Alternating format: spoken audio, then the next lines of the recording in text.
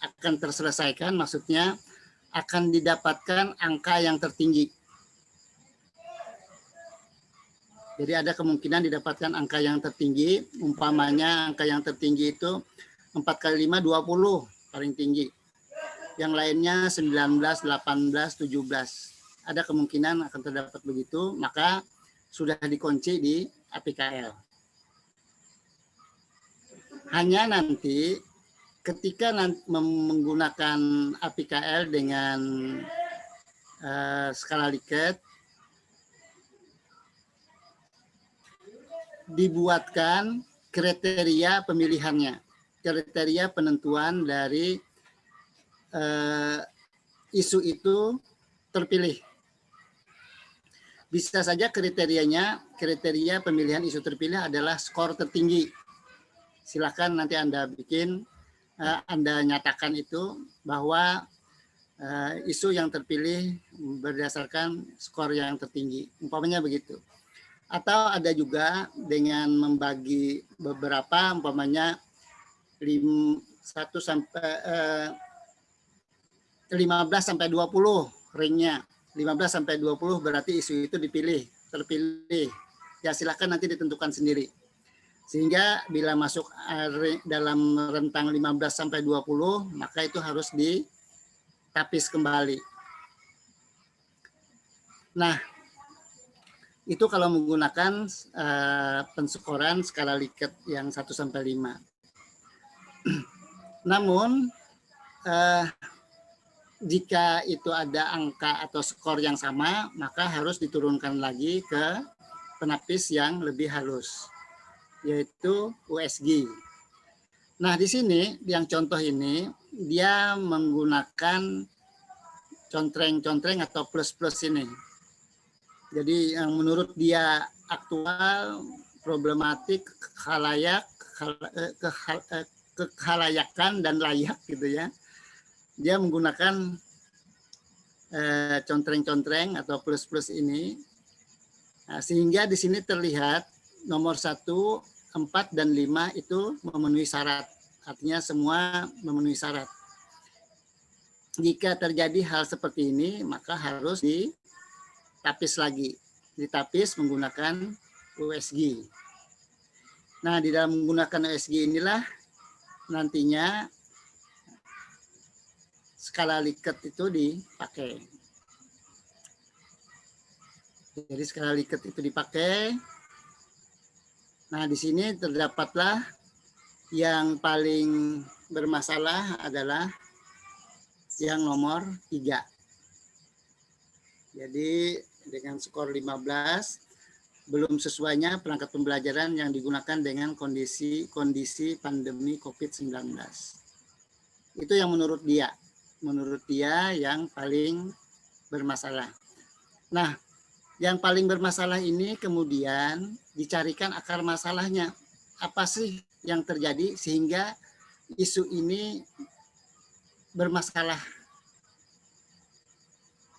Jadi akar masalahnya harus diketahui.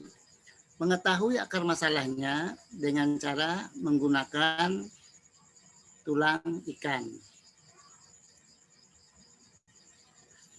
Nah, isu yang tadi terpilih di USG tinggal adik-adik copy paste ke kepala ikan.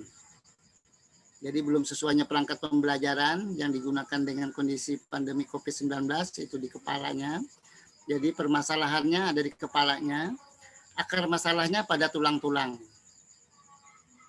Nah, di sini dia mengatakan bahwa belum diterapkan hasil workshop pembelajaran daring, jadi workshop pembelajaran telah dilaksanakan tapi belum diterapkan. Kemudian kurang keterampilan SDM dalam pemanfaatan teknologi, jadi skillnya kurang. Kemudian belum dimanfaatkannya secara maksimal fasilitas MP untuk pembelajaran daring. Kemudian belum adanya perangkat pembelajaran untuk mata kuliah bioteknologi peternakan yang sesuai dengan kondisi COVID-19. Jadi mengapa perangkat pembelajaran ini bermasalah? Ya, menurut dia akar masalahnya ada 4 ini. Nah, dari 4 ini kemudian dia menyelesaikan, dia tidak mungkin bisa menyelesaikan keempat-empatnya karena keterbatasan waktu yang hanya 30 hari kerja, kemudian juga berkenaan dengan kewenangan, mungkin berkenaan dengan pengadaan, ya bagian pengadaan itu. Kemudian bagian nanti kompetensi sumber daya itu nanti berkenaan dengan bagian sumber daya manusia yang harus menyelesaikannya.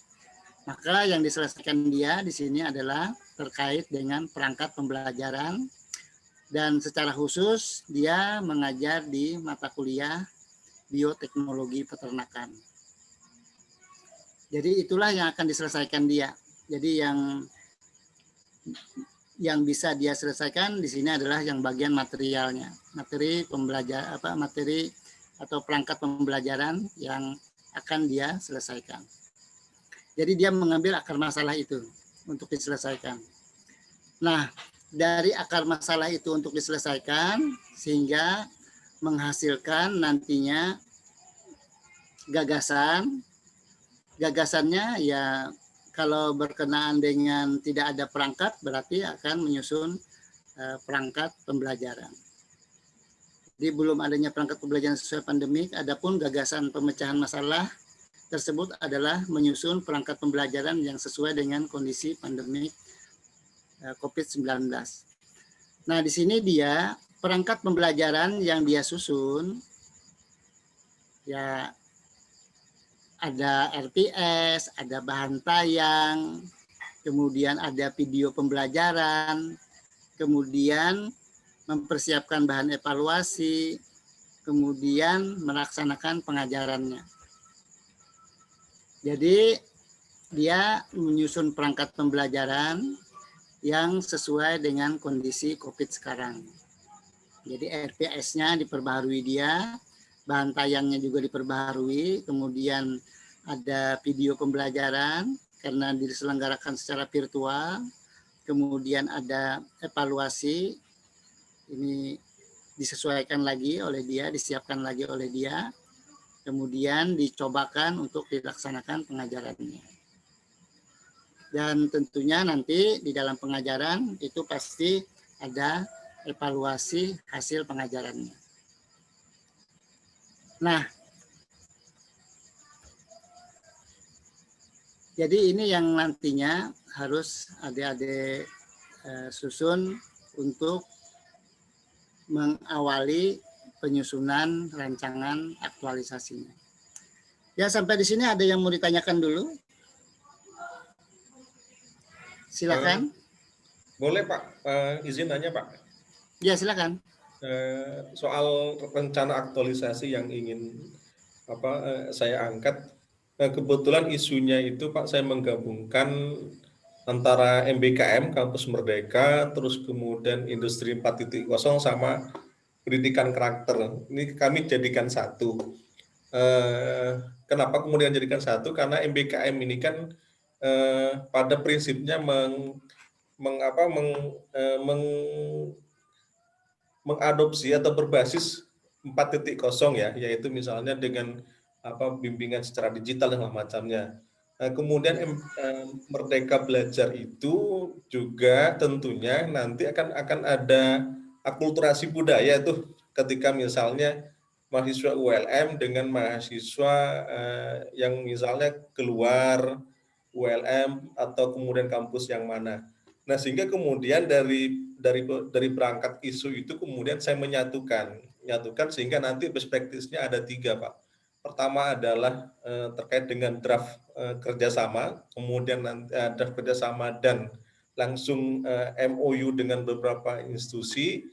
Kemudian isu yang kedua juga karena MBKM ini nanti tentunya ketika mahasiswa itu misalnya magang, kemudian atau penelitian, atau misalnya nanti ke tempat atau dia ngambil studi di universitas yang lain gitu kan, itu kan membutuhkan yang namanya komunikasi dan bimbingan dengan prodi asalnya. Nah, kemudian saya best practice untuk ini akan memudahkan mengembangkan sebuah, ini masih prototipenya yang dikembangkan, mengembangkan sebuah aplikasi model LMS untuk konsultasi. Nah, kemudian best practice yang ketiga adalah karena ini nanti ketika mahasiswa keluar dan segala macamnya itu membawa bendera ULM, tentunya harus kuatkan dulu karakternya. Ini karena kajian juga mahasiswa sekarang itu kecenderungan apa nilai-nilai karakter mungkin berbeda dengan kami dulu, misalnya menghormatin orang tua, menghormatin guru segala macamnya itu kan. Nah, tapi kalau dilihat dari sekarang itu kayaknya sudah mulai luntur hal seperti itu. Nah, penguatan pendidikan karakter ini ingin coba saya juga angkat sehingga kemudian nanti bisa terintegrasi semuanya, bahwasanya oh kalau mereka ULM ini karakternya seperti ini kayak gitu, Pak. Nah, dengan mengembangkan sebuah semacam modul hyper content untuk kayak semacam buku saku untuk siswa kayak gitu, mahasiswa kayak gitu, Pak.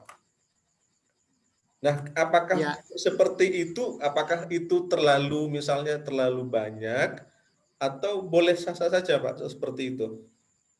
ya, gini, Oke.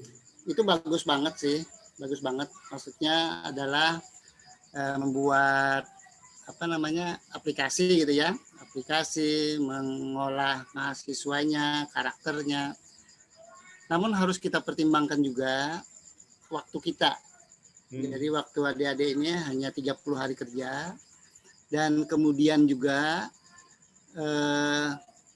kita tidak mengurangi aktivitas Anda. Jadi Anda mengajar, tetap harus mengajar. Kalau ada perintah pimpinan pergi kemana, itu tidak boleh ditolak. Harus tetap dilaksanakan. Jangan ada alasan, Pak, saya lagi ini, gitu kan. Jadi, jadi pada intinya adik-adik tidak dalam posisi khusus untuk melaksanakan proyek ini. Jadi dipertimbangkan juga itu.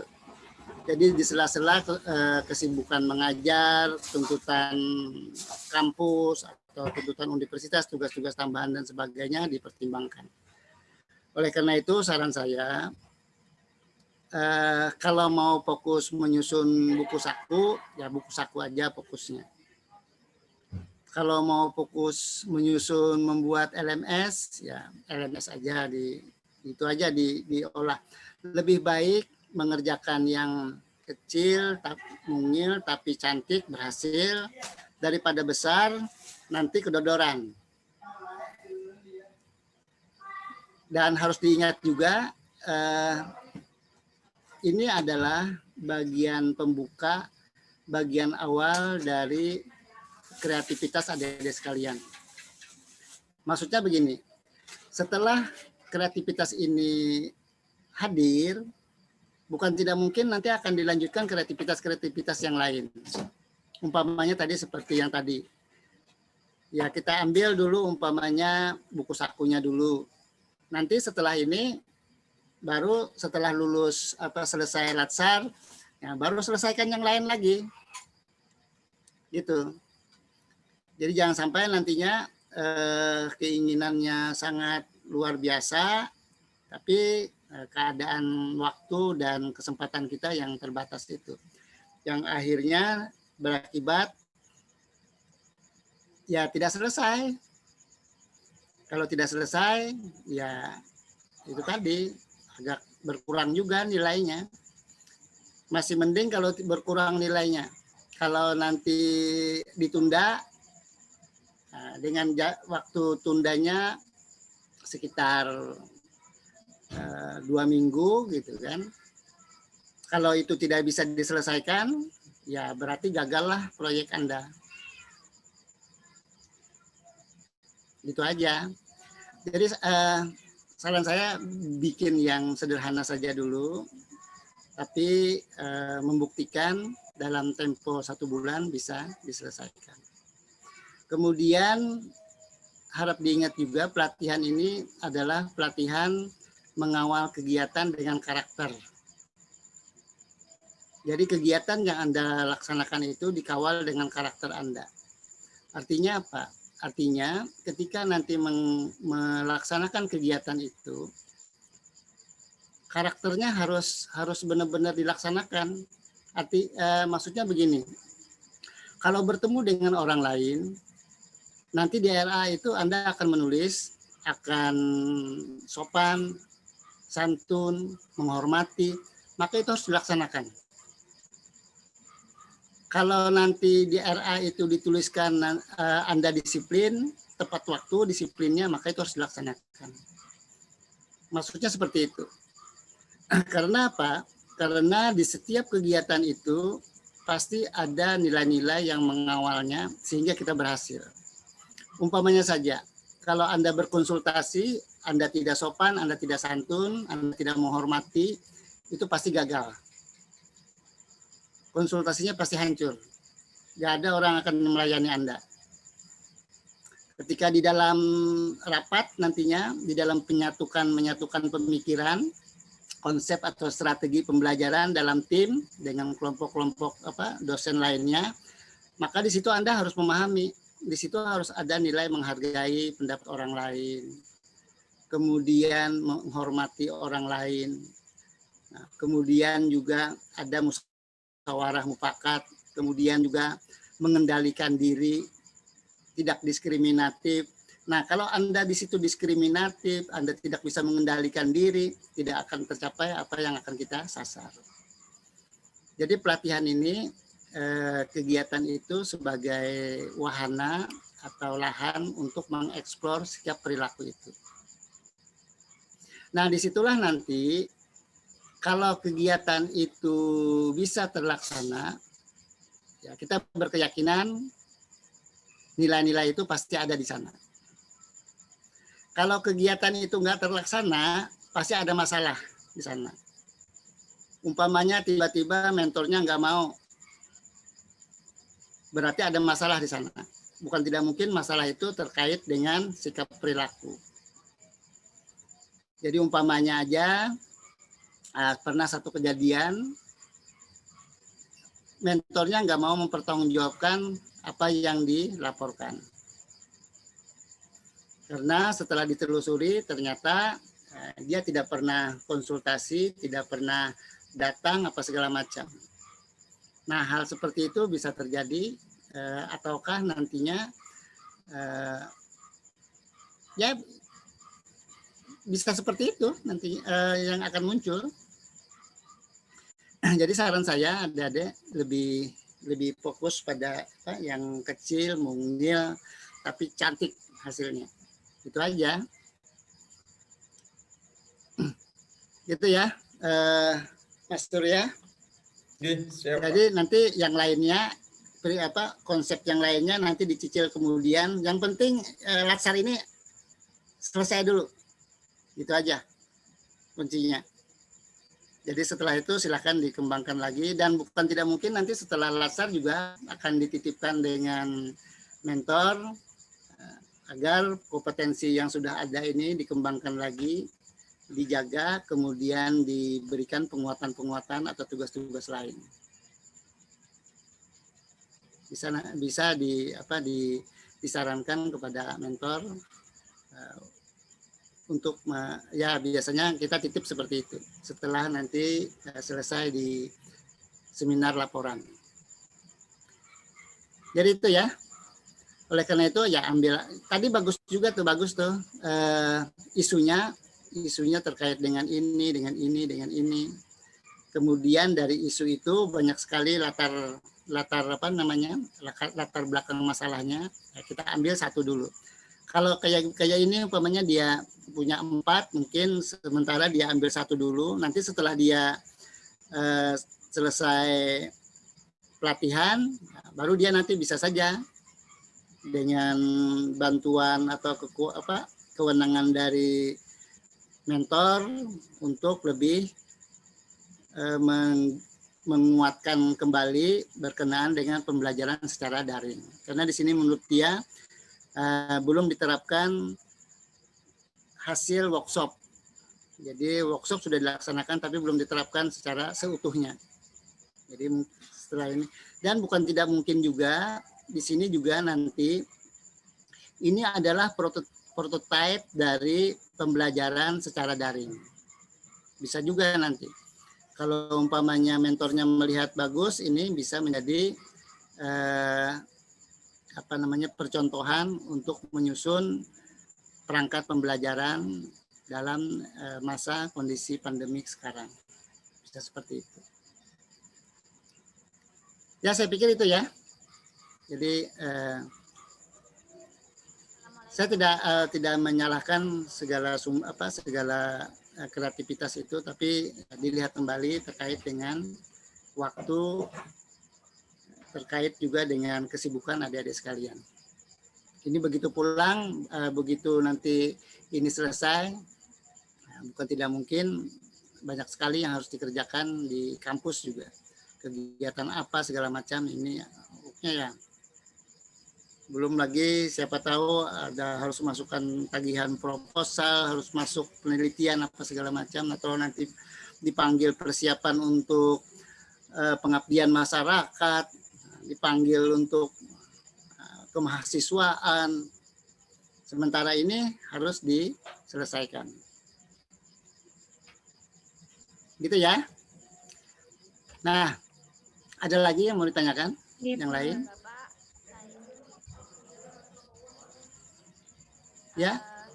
Iya, yang ini siapa dulu? Suaranya nggak jelas saya ya? Suaranya kurang keras, Bu. Bentar. Ya, siap. Oke. Halo, sudah. Halo. Halo. Agak keras tapi belum kenceng juga sih. Oke, kayaknya laptop saya yang bermasalah. Tapi ngomong aja lah, siapa tahu bisa didengar ya. Permisi Pak.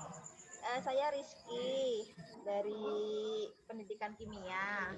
Ini saya sudah membuat beberapa proposal, sudah membuat beberapa permasalahan yang sebenarnya ingin saya sharingkan ke Pak Anu. Bisa saya share screen nggak Pak? Ya, boleh. Oh ya, adik-adik jangan lupa semua isu itu dikonsultasikan dengan mentor. Iya Pak, iya. Ya, itu harus pengetahuan mentor. Ya, silakan coba di-share. Oke, Pak. Atau ada yang sudah mengotak-atik mengerjakan apa? Silakan kita lihat. Sudah terlihat belum? Oh, Pak? saya turun dulu ya. Salah. Saya harus ini dulu, stop share dulu saya. Oh iya Bapak.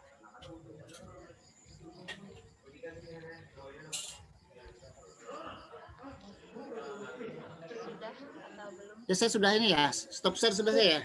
Oh ya. Ini sudah terlihat belum? Saya sudah Iya, sudah, Pak. Oh ya, sudah. Ya. Sudah terlihat. Kelihatan, Bu. Coba isunya. Oke. Ini Wah, ini keren banget, ini sudah selesai ini. belum Pak, belum. Ini aja. Belum Pak. Oh, ini aja. Bentar isunya. Ini aja Pak. Jadi saya mengambil 5 isu itu berdasarkan pekerjaan kita di Tridharma dan juga berdasarkan tugas tambahan saya sebagai pembina himpunan di kimia. Jadi yang pertama itu ini Pak isunya mengenai tidak maksimalnya proses pembelajaran daring untuk mata kuliah praktikum. Lalu untuk yang kedua ini terhambatnya skripsi mahasiswa karena selama pandemi ini. Jadi ya, memang terus harus bikin tema baru seperti itu. Jadi banyak mahasiswa terlambat. Lalu ini tidak maksimalnya proses pembelajaran daring itu di SMA. Jadi yang kedua pertama ini tadi terkait pengajaran sebagai dosen. Lalu yang mulai kedua nomor 3 dan 4 ini berdasarkan Tridharma dalam bentuk pengabdian. Nah, lalu untuk yang kelima ini terkait tugas tambahan saya sebagai pembina itu adalah jadi terhambat juga kegiatan-kegiatan. Nah, di sini saya membentuk APKL lalu seperti ini. Nah, sebenarnya kan isu untuk mata kuliah praktikum ini kan sangat rentan Pak ya. Tapi masalahnya di sini itu adalah kalau menurut saya itu sebenarnya aktual problematik kelayakan dan layaknya itu sebenarnya ada semua. Tapi nanti kalau saya ambil lalu saya masukkan jadi memenuhi syarat, saya takutnya nanti penguji itu tanya, kenapa kamu tidak mengambil yang itu? gitu loh Pak. Saya tuh bingungnya itu kayak padahal kalau dilihat isu-isu pengajaran ini lebih rentan Ya. daripada isu yang lain. Oke. Ya, saya jawab aja ini ya. Iya Pak. Ya, saya jawab aja ini. Jadi berkenaan dengan ini, kalau kami Widya Suara Ya, tidak Pak. terlalu mempermasalahkan. Artinya kami menganggap yang paling tahu berkenaan dengan ini adalah Anda sendiri. Jadi Anda dianggap sebagai orang yang sudah ahli dalam hal ini. Jadi ini adalah sudah berdasarkan pengalaman dan keahlian yang Anda miliki. Jadi kalau kami Widya Suara nggak terlalu mempermasalahkan ini, hanya nantinya yang kita lihat adalah bagaimana proses Anda mendapatkan isu tersebut. Jadi berkenaan kami tidak akan mempermasalahkan ini kenapa tidak dicontreng, kenapa ini dicontreng, nggak seperti itu. Jadi kita menghargai. Kalau kita bicara seperti itu, yakinlah itu akan ribet banget. Kita bakal nggak cukup itu waktu seminar kita. Kita main di metodologi aja gitu kan. Nah, jadi kita berpendapat bahwa kita sudah diolah oleh orang yang ahlinya dan kami percaya yang tahu sekali tentang hal itu adalah Anda sendiri. Iya. Gitu ya. Nah, kalau Anda sudah berpendapat, yang penting yang penting di sini ada argumen Anda. Itu dulu. Ketika itu tidak dicontreng, argumennya apa? Itu yang paling penting. Artinya ada pendapat Anda. Iya. Ada penjelasan dari Anda, gitu ya. Nah, kalau melihat begini, kami melihat berarti nomor 3 dan nomor 4 itu harus ditapis kembali, gitu ya. Iya Pak. Iya. Nah, karena itu setara, sama-sama memenuhi syarat, gitu kan? Iya. Ya sampai di situ aja kalau kami melihat. Kalau itu berarti dimasukkan ke USG. Iya, USG. Nah, nanti redaksinya berkenaan dengan contrengan apa segala macam, silakan Anda buat redaksinya sendiri. Kita kalau Widya Suara pokoknya setuju aja lah, karena pemikiran orang lain itu ya benar, gitu kan, benar menurut dia dulu. Yang penting begitu dulu lah, benar menurut dia. Iya, baik Pak. Gitu ya. Iya Pak. Iya. Apapun pendapatnya, ya sementara benar menurut dia. Kita tidak akan mengutak-ngutik itu. Cuma hati-hati, justru yang berhati-hati itu makanya diselesaikan dengan mentor. Jangan sampai nanti di seminar mentor mengutak-atik itu.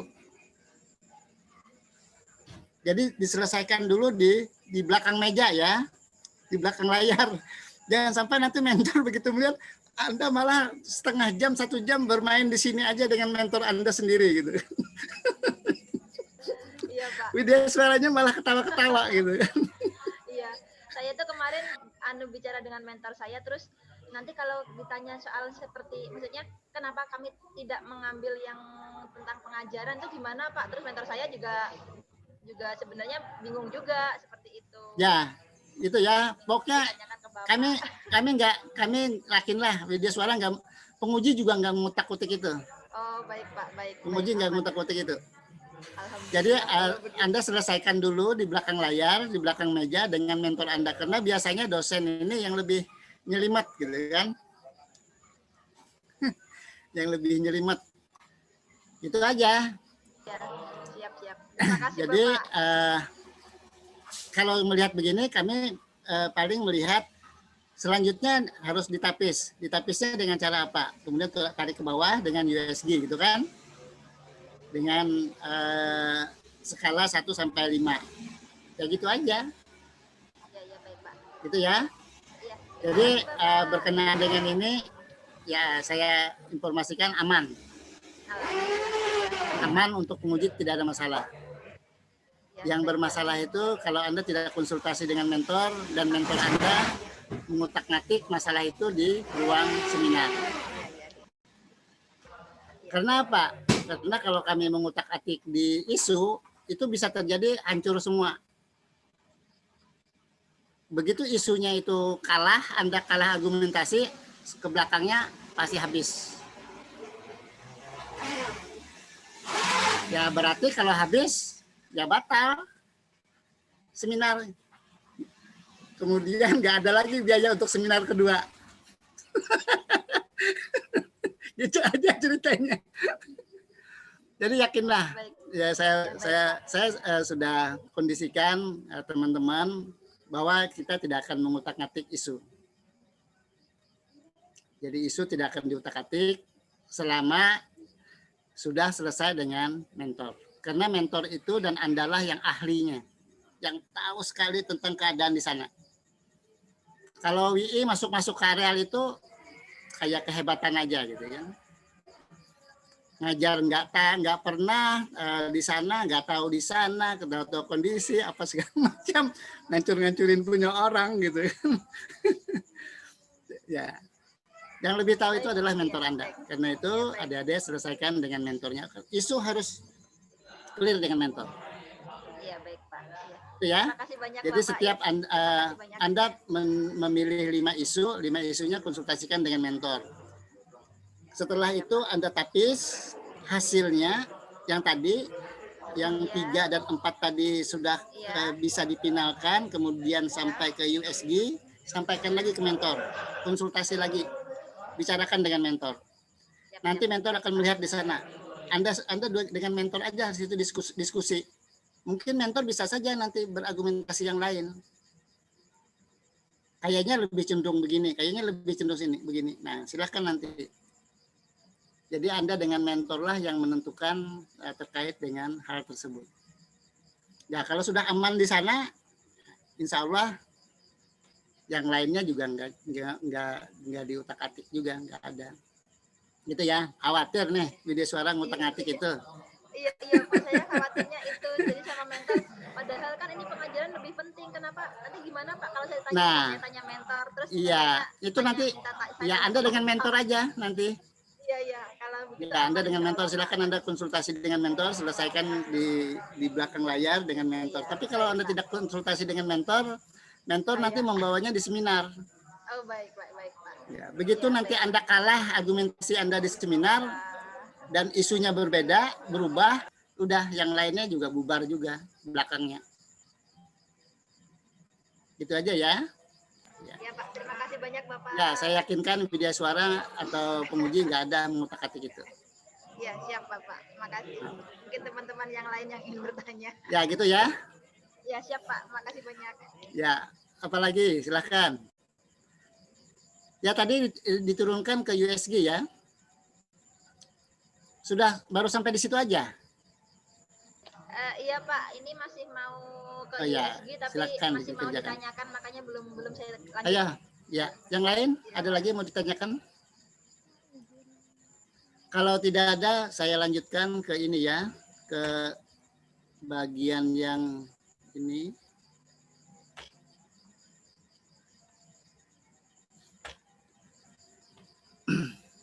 Ini dia tadi menyusun perangkat pembelajaran menurut dia ya ini RPS, bahan tayang, video, segala macam. Itulah yang dia siapkan, kemudian dia lakukan juga, mungkin pas juga sekarang lagi pembelajaran yang dilakukannya. Kemudian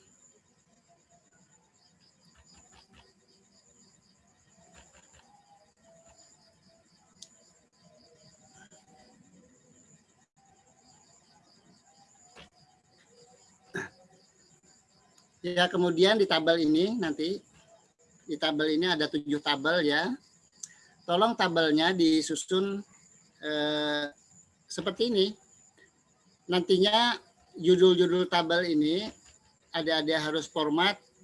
Ketika berpindah halaman, judul-judul dari kolom ini muncul kembali seperti ini. Jadi muncul kembali seperti ini. Supaya memudahkan pada penguji yang membaca. Yang di nomor 1 itu nomor, kemudian kolom 2 itu adalah kegiatan dan tanggal pelaksanaannya. Jadi kegiatan yang tadi sudah disusun di atas, tinggal di copy paste aja dimasukkan. Nah, kemudian di dalam kegiatan itu ada tahapan. Jadi dibikinkan tahapannya, tahapan dan proses kegiatan. Maksudnya ini adalah kegiatan dari tahapan tersebut. Jadi tahapan dan proses kegiatannya. Nah, di sini adik-adik, ini dia membuat tahapannya seperti rapat koordinasi dengan tim teaching. Nah, silakan kalau dia mau membuat seperti ini. Kemudian dibuatkan ini proses.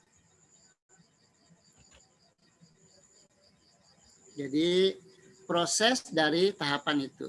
Nah, di sini dia prosesnya mengundang tim teaching dan KPS untuk berdiskusi terkait dengan RPS. Nah, di sini dia menggunakan bahasa Indonesia yang baik. Nah, ketika menggunakan bahasa Indonesia yang baik, ini terkait dengan nilai-nilai. Jadi kalau menggunakan bahasa Indonesia yang baik dan benar, bukan tidak mungkin, itu adalah satu indikator pada nasionalisme cinta tanah air. Jadi ketika di dalam mengundang ini, dia sudah berpikir menggunakan menggunakan bahasa Indonesia yang baik. Nah, kemudian mendiskusikan materi mata kuliah dengan tim dan KPS, menyampaikan pendapat dengan sopan dan menghargai pendapat. Jadi ketika berdiskusi, dia menyadari bahwa di dalam diskusi tersebut tidak lepas dari nilai-nilai. Di sana ada nilai sopan, ada nilai menghargai pendapat, ataukah nanti bisa saja dengan nilai-nilai yang lainnya. Jadi bisa lebih berkembang lagi. Bagi dia ketika berdiskusi muncul di situ adalah kesopanan. Jadi ketika menggunakan kata-kata yang tidak menyinggung perasaan orang lain, kemudian juga termasuk intonasi dan nadanya juga terukur. Kemudian juga ketika orang lain menyampaikan pendapat, harus menghargai pendapat orang tersebut. Kemudian bukan tidak mungkin bagi yang lainnya bisa menghayati nilai-nilai yang lebih lebih banyak lagi. Umpamanya di sana tidak hanya menghargai pendapat dan sopan, tapi juga cermat umpamanya. Kenapa ada cermat? Bukan tidak mungkin ketika mendengarkan pendapat orang lain, kita harus mencermatinya. Mencermatinya, kemudian menuliskannya. Dan setelah mencermatinya, menuliskannya dengan tepat, bukan tidak mungkin nanti ketika menyampaikan menghargai pendapat, kita akan menyampaikan ulang lagi pendapat orang itu. Umpamanya, ya, saya apa yang disampaikan oleh Indah ini tepat sekali, berkenaan dengan mengulang lagi pendapat dari Indah itu. Nah, mengulang pendapat dari Indah itu salah satu cara menerapkan kecermatan. Benar nggak apa yang disampaikan ini sesuai dengan apa yang disampaikan oleh Indah? Jadi, nah, tapi bagi orang lain bisa saja tidak hanya sopan, tidak hanya menghargai pendapat, tidak hanya cermat, tapi juga bukan tidak mungkin di sana ada juga tidak diskriminatif umpamanya. Artinya apa? Artinya kepada semua orang dilayani atau dihargai dengan cara yang sama. Tidak ada untuk mendahulukan kepentingan kelompok. Umpamanya di situ ada dari Jawa, ada dari Sumatera, yang banyak orang Banjar, yang diterima pendapatnya orang Banjar aja gitu kan. Umpamanya ya itu kan. Kemudian yang dari Jawa dikerubutin gitu. Padahal benar gitu, umpamanya. Nah, di sana bukan tidak mungkin sudah terjadi diskriminasi gitu ya. Nah, di dalam forum yang berdiskusi itu, kalau di hati kita menanamkan bahwa kita menghargai pada semua orang, tidak terbatas oleh agama, oleh suku, atau oleh kelompok-kelompok lainnya, maka di situ kita juga menanamkan tidak diskriminatif.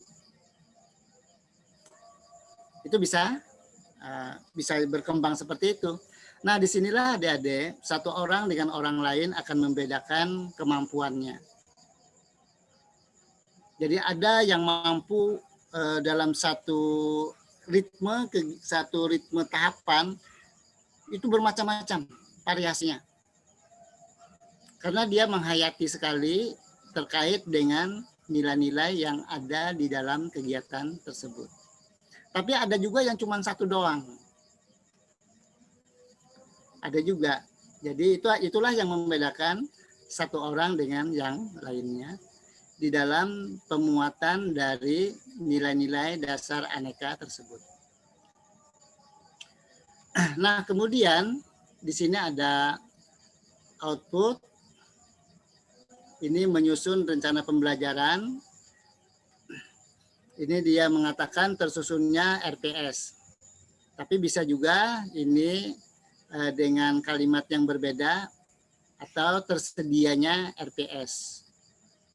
Artinya dalam menyusun RPS itu nanti outputnya adalah tersedianya RPS.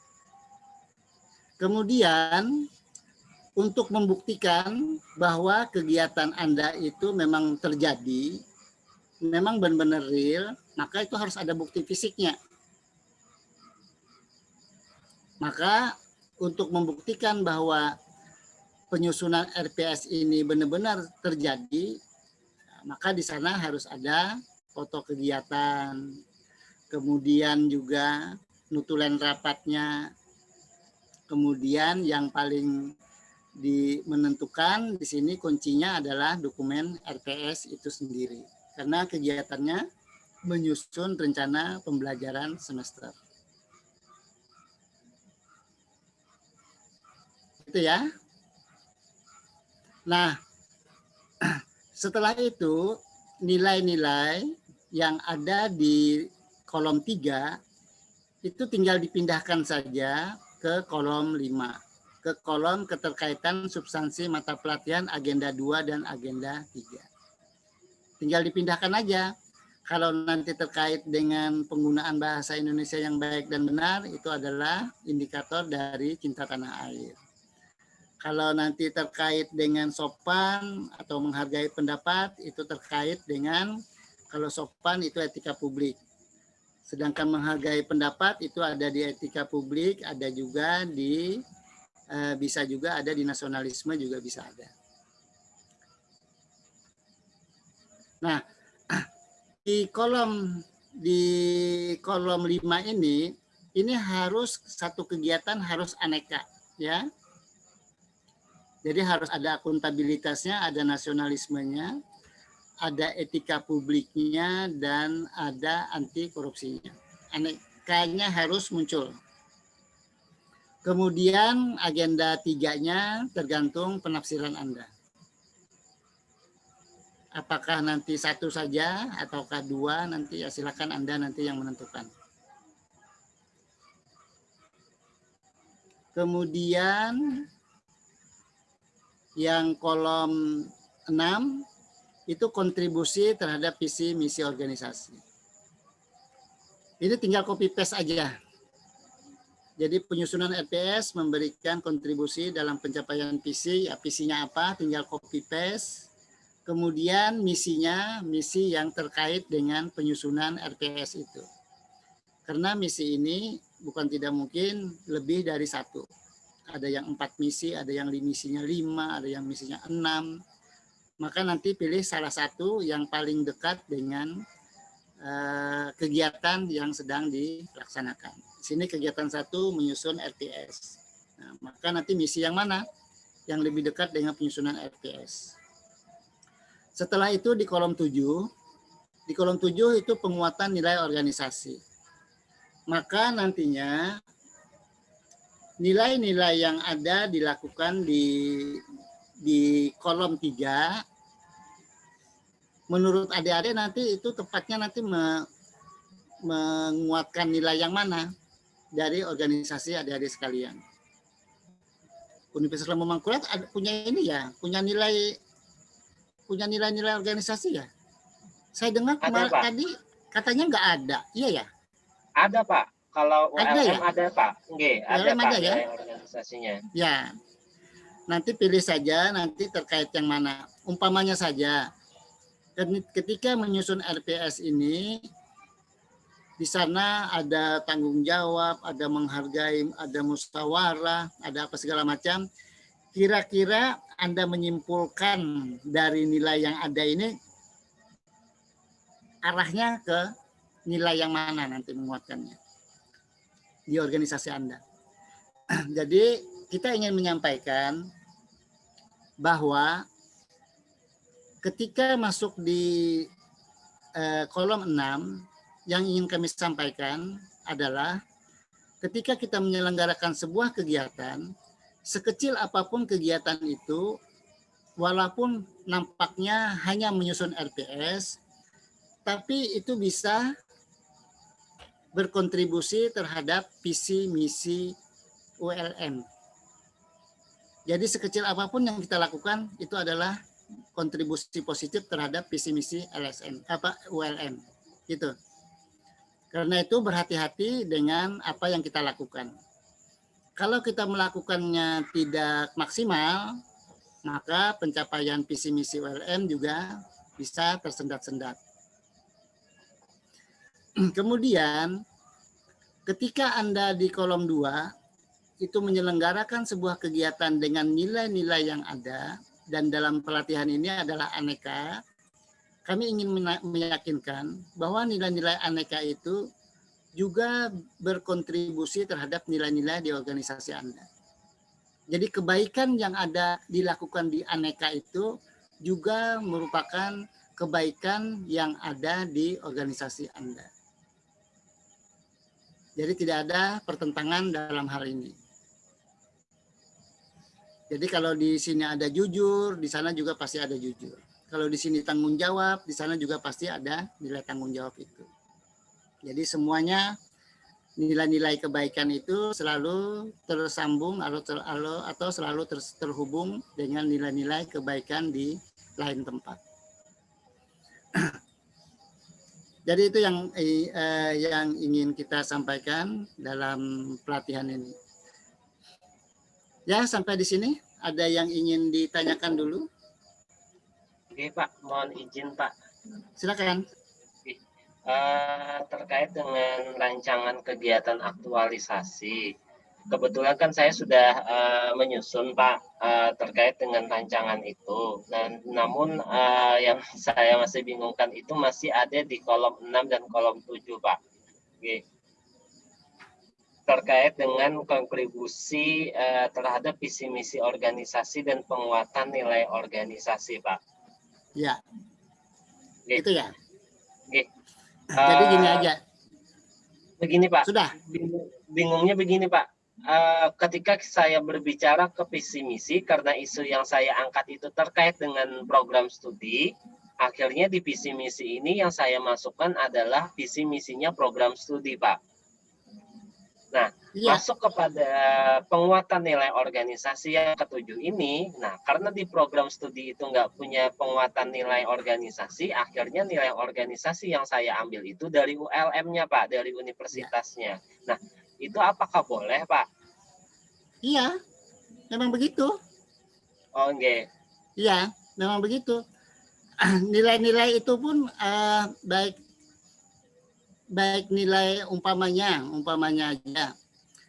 Ketika hanya prodi mungkin nggak diberikan kewenangan untuk membuat nilai, umpamanya seperti itu. Tapi kalau sekiranya membuat nilai juga prodi itu, pasti nilai itu diturunkan dari nilai ULM. Ya. Itu pasti begitu. Sehingga kalau nembaknya nanti di prodinya ada nilai, mensukseskan nilai prodi, itu maka sukses juga nilai-nilai di ULM gitu. Begitu pula dengan visi misi. Ketika visi misi di prodi itu sukses, maka visi misi ULM pasti juga terdukung. Jadi cara berpikirnya sederhana itu aja. Jadi kalau prodinya itu unggul, visi misinya tercapai, pasti OLM-nya juga pasti bagus. Prodi bagus, kemudian naik, jurusannya juga bagus, jurusannya bagus, itu pasti fakultasnya akan bagus. Terus akan naik, fakultas-fakultas yang bagus itu akan menghebatkan juga universitasnya atau perguruan tingginya. Ya, seperti itu. Prodinya bagus, terkenal, hebat, pasti OLM-nya juga akan hebat, terkenal juga. Prodi dari mana? OLM. Kerjasama dengan mana? Kerjasama dengan ini. Menyelenggarakan penelitian tentang ini. Pasti ULM akan ikut. Walaupun yang menyelenggarakan itu prodi.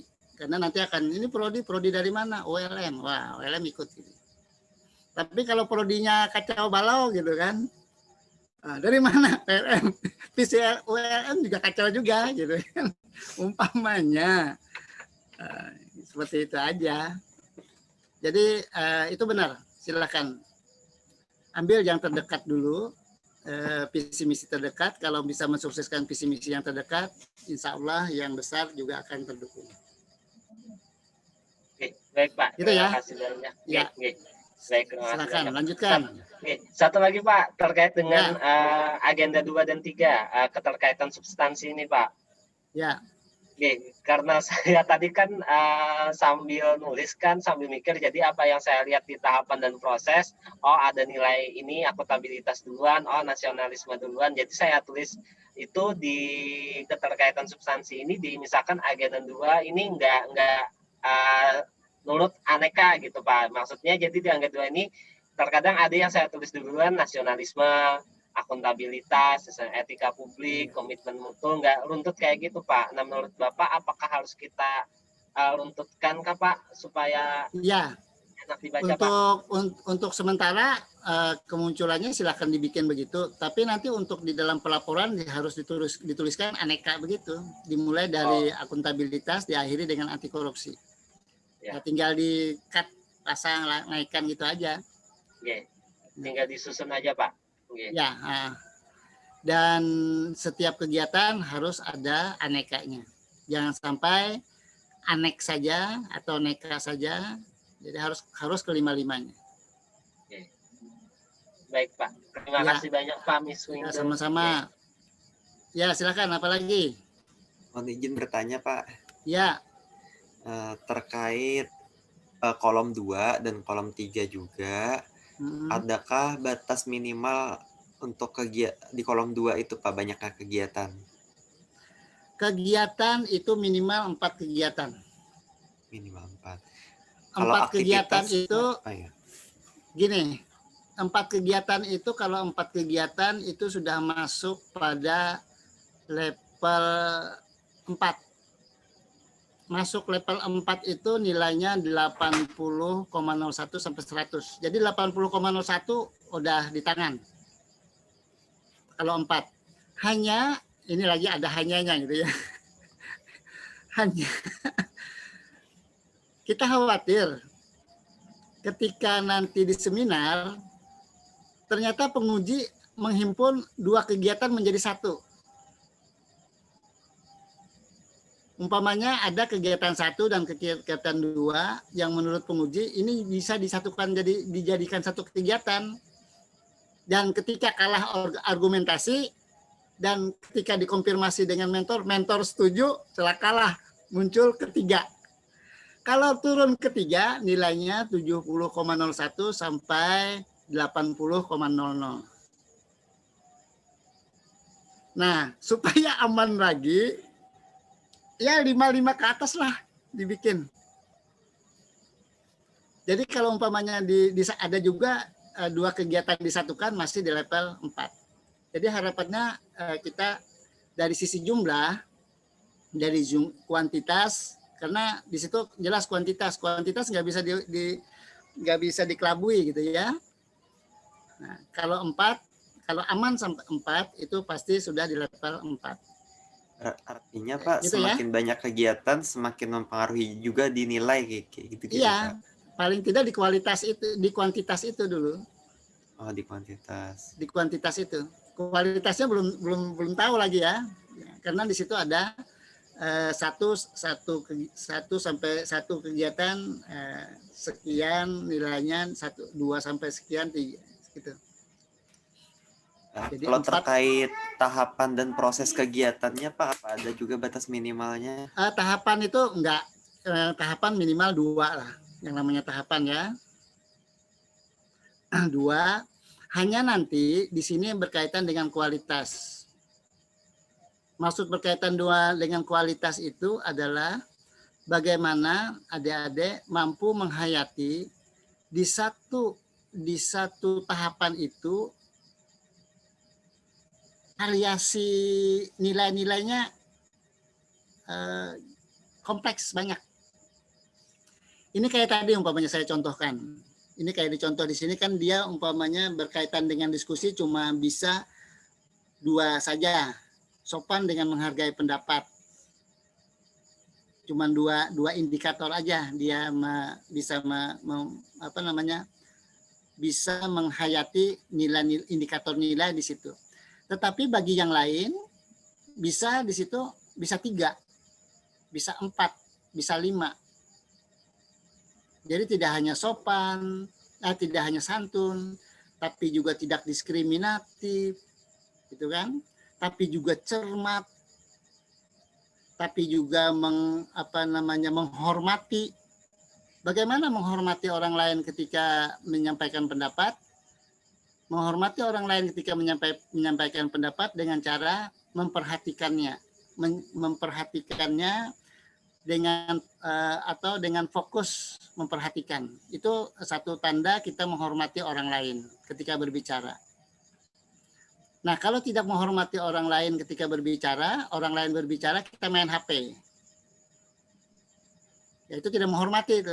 Yang lain yang dia ngomong lagi berbuih-buih, yang mendengarkan main HP doang gitu kan.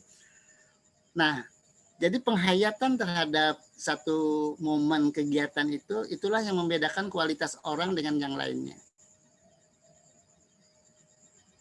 Nah, di sana juga ada kualitas. Kualitas terkait dengan agenda 2 aneka itu. Atau ketika Anda berkonsultasi. Ada juga ketika berkonsultasi hanya mampu umpamanya sopan dan santun saja. 2 saja. Tapi ada juga yang lebih banyak lagi.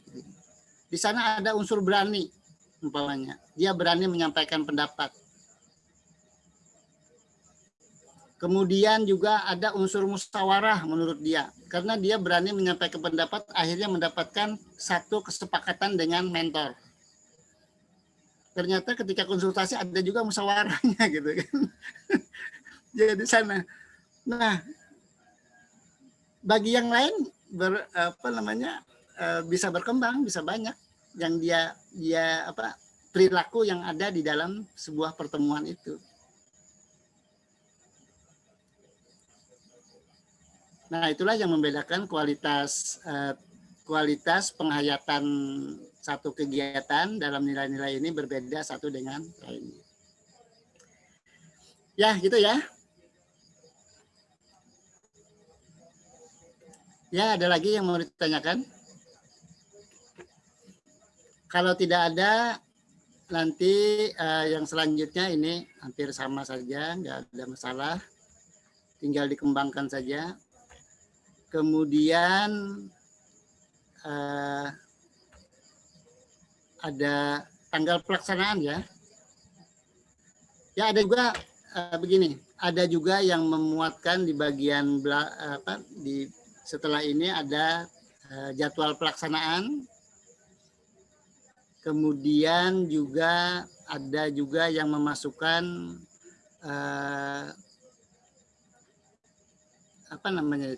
yang hambatan itu ya, hambatan dan solusinya. Ada juga yang membuat begitu.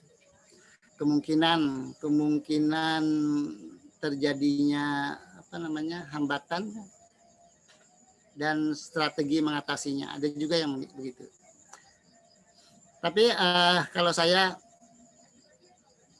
setelah tabel ini, kalau mau ada tambahan jadwal kegiatan aja, tambahkan. Itu aja. Setelah itu penutup. Kalau sudah penutup, nanti ada penutupnya, silakan dibikin singkatnya saja. Pada intinya ketika orang membaca penutup ini sudah terdapat gambaran pelaksanaan dari kegiatan kita. Artinya pelaksanaan dari rancangan yang kita susun. Ya, sampai sini. Ada yang ingin ditanyakan lagi? Mohon izin Pak, lagi terkait hari Sabtu itu ada acara lagi ya Pak dengan coach? Hari Sabtu ada apa? Materi apa? Pembimbingan atau apa? Enggak ya?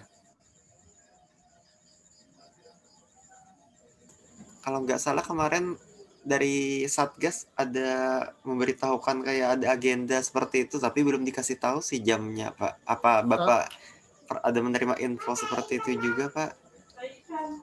Belum sampai ini belum dapat info saya. Nah, tapi pada intinya begini,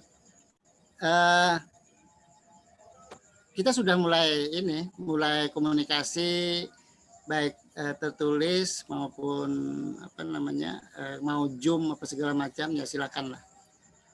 Nanti kalau sudah selesai, kalau sudah ada, tidak mesti harus sampai selesai. Umpamanya tadi ketika sampai di bagian fishbone, tulang ikan, kirim aja ke saya. Kirimkan ke saya, nanti saya lihat. Kemudian kalau ada saran, saya sarankan. Kemudian nanti berjalan lagi, sambil berjalan, umpamanya 4 kegiatan sampai 2 kegiatan sudah dibikin, kirimkan ke saya juga nggak apa-apa. Jadi artinya tidak mesti Anda harus selesai dulu baru kirim ke saya. Cicil juga nggak apa-apa. Gitu ya. Jadi silakan aja dikirim ke email saya. Kemarin ada beberapa yang ngirim ke email saya juga. Sudah saya kembalikan juga, sudah saya sarankan. Jadi gitu ya, adik-adik. Jadi maksud saya begini, jangan ada pemikiran kewuh pakewuh. Nanti mengganggu Miss Windu apa segala macam. Yakinlah semua widyaswara pemikirannya sama dengan saya. Jadi kita sekarang sedang melayani adik-adik sekalian dan itu adalah tugas kami. Jadi tugas kami dan kami senang ketika bisa melaksanakan tugas itu dengan sebaik-baiknya. Jadi silakan nanti kalau ada yang ingin disampaikan, kirimkan ke email saya, kemudian beritahu di WhatsApp, Pak Miss, saya sudah ngirim email, gitu ya. Sudah. Nanti kalau saya punya kesempatan, saya lihat. Itu aja. Hanya nanti balasannya mungkin tidak bisa cepat, ya. Bisa aja nanti Anda kirim pagi, balasannya baru tengah malam nanti baru bisa kebalas gitu ya. Tapi ada bisa juga nanti baru dikirim langsung dibalas juga bisa seperti itu. Tapi yang penting Anda kirim dulu, sambil itu dikirim sambil Anda kerjakan lagi yang lainnya. Gitu. Jadi umpamanya Anda sampai di tulang ikan kirim dulu, kemudian nanti sambil Anda tetap mengerjakan terkait dengan kegiatan-kegiatannya apa segala macam disusun. Nanti yang ini dikembalikan, kemudian yang sedang berjalan juga sudah berjalan. Gitu ya. Ada lagi yang mau ditanyakan? Siapa izin Pak? Ya. Oke, cuma ingin memberitahu Pak, kemarin kan saya ada mengirimkan bab 2 untuk rancangan aktualisasi sampai dengan kegiatannya juga. Namun beberapa kemarin itu sudah lama, beberapa hari yang lalu saya kirimkan. Nah, kebetulan hari ini saya mengirimkan lagi yang terbaru Pak, karena ada perubahan terkait dengan judul yang berubah Pak. Oh, ya. Dari mentor. Oke. Tadi ya, baru tadi ya. Tadi malam, ya Pak. Tadi kalau sampai tadi pagi saya ada buka email. Kalau tadi sebelum jam 6 ada buka email. Tapi setelah jam 6 sampai hari ini belum buka email lagi saya. Oke, tadi Nanti, sore Pak. Ya, nanti, malam. Ya, nanti saya lihat nanti ya. Oke. Ya, terima kasih infonya. Ya, siap. Oke. Ya, ada lagi?